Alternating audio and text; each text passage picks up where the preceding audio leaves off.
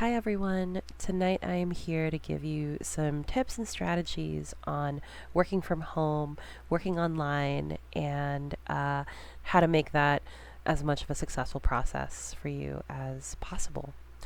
One of the most common questions, or a few of the most common questions I've been getting since yesterday is how can I complete my work without getting distracted? Or how can I avoid getting overwhelmed and falling behind on all the work that I have to do? Or people expressing that they're not confident that they'll be able to remember what they have to do, or that not feeling confident in their ability to be able to focus. And first off, I just want to let you know that all of those concerns are completely normal. Um, you know, this is new for all of us.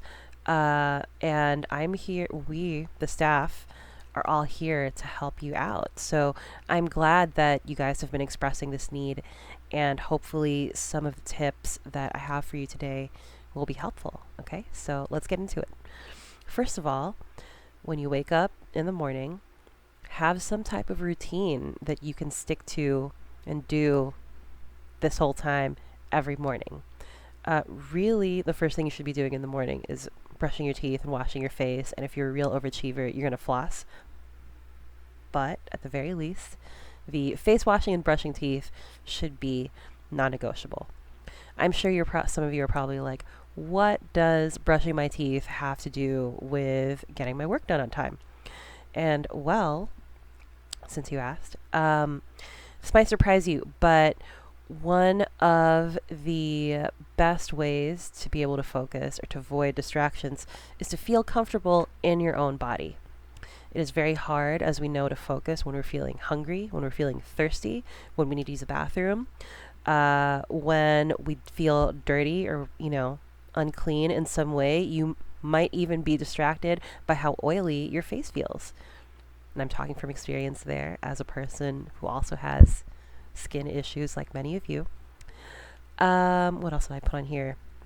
Have a clean space where you're able to work. If your space is clutter free, it helps for your mind to be clutter free, and you're not going to be distracted by looking over and being like, oh, there is a thing of slime that I haven't touched in a day or two. Let me just reach out and grab that. No, no, no, no.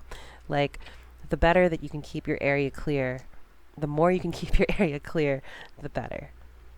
And the last thing that I put on here, which you might not expect, clothes for studying. Clothes for studying. Oh, there we go. Focus in. So, why would you need clothes specifically for studying?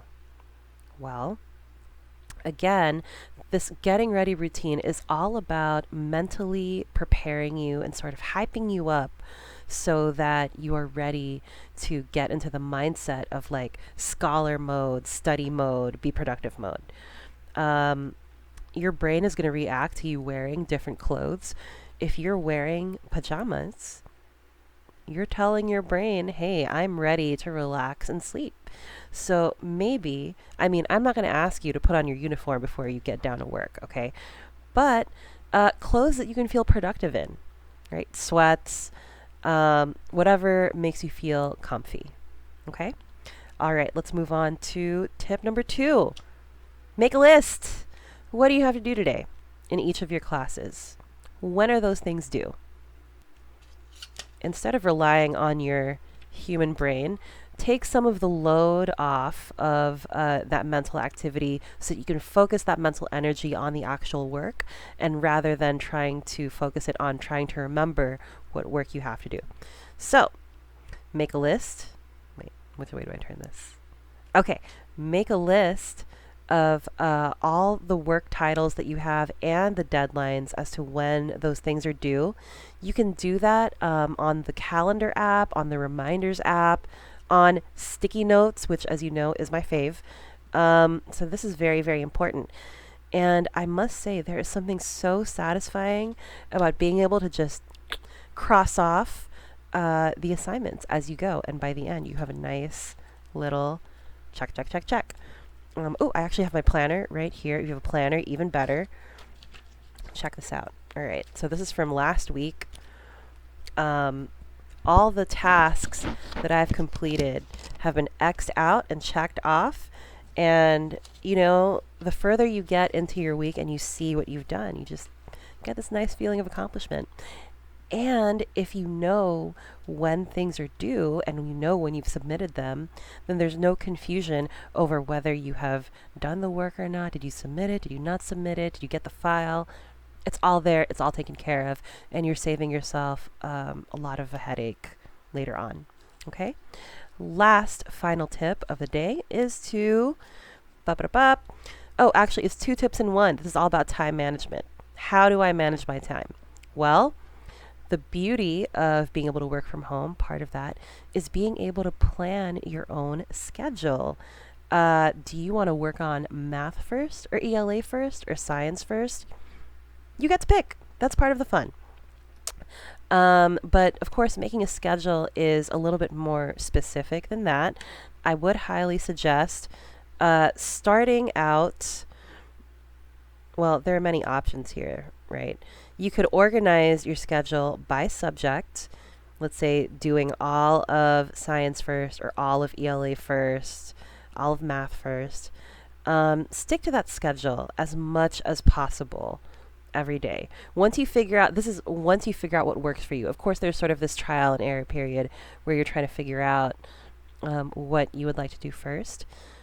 But the benefits of having a routine and having a structure is that it's like you're building that muscle in your brain to know what to expect. And the more consistent that you can be with practicing having a getting ready routine and sticking to a certain schedule, it is going to make you a more efficient learner. Okay?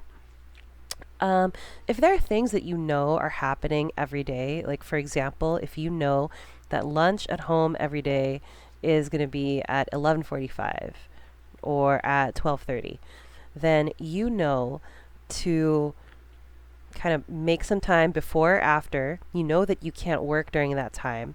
So maybe you can tell yourself, all right, if I know that lunch is going to be at 11:45, then if I start working at, let's say, 10:30 and finish up whatever I can do by lunchtime, then that is a great chunk of accomplishment for that day if you're able to stick to working for that hour.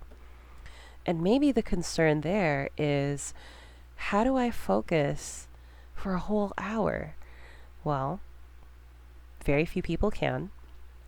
It is normal to get distracted.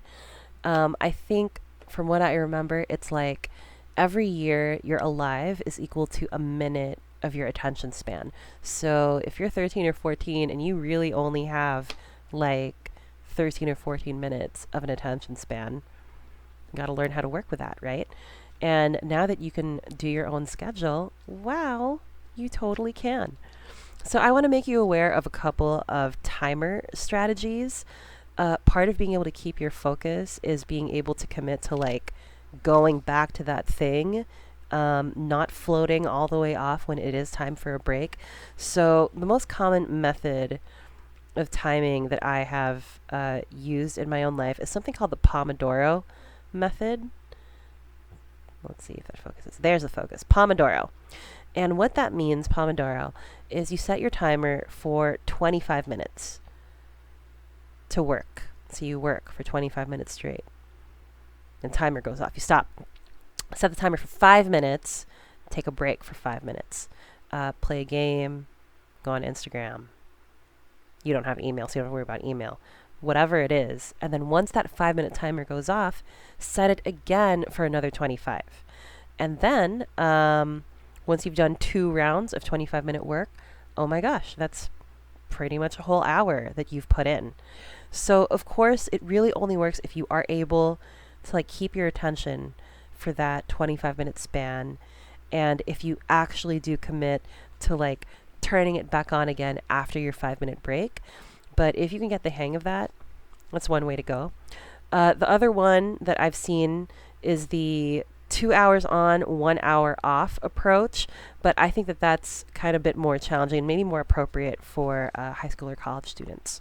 So, all right, just to recap, top tips: have a routine, get comfy, make a list of the work and the deadlines you have to complete, make a schedule for yourself that you can stick to, and use timers. So, okay, speaking of attention spans, this video is getting quite long, so I'm going to go off and do other things. All right. Talk to you soon on the Zoom meeting that we're having on Friday. What? What Zoom meeting? We'll look for an announcement in Classroom. Bye!